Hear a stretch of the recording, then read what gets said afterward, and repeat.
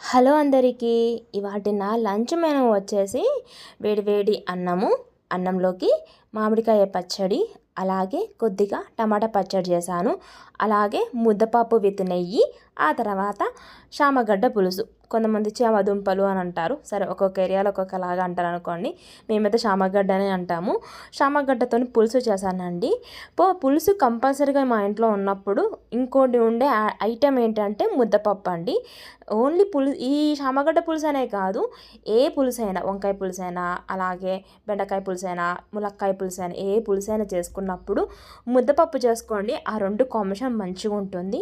అలాగే నంచుకోవడానికైతే ఈ బ్యాట్స్ అలాగే గొట్టాలు చేశాను. అండ్ ఫైనల్లీ విత్ పెరుగు అనమాట. సో పెరుగు ఖచ్చితంగా డైట్లో ఉండాల్సిందే కదా. సో ఇదండి ఈరోజు నా లంచ్ మెనూ. మీరేం తిన్నారు, మీరేం చేసుకున్నారు కామెంట్ చేయండి. అలాగే మొదటిసారి ఈ వీడియో చూసిన వాళ్ళైతే వీడియోకి ఒక లైక్ చేసి నా ఛానల్ని సబ్స్క్రైబ్ చేసుకోండి. Thank you.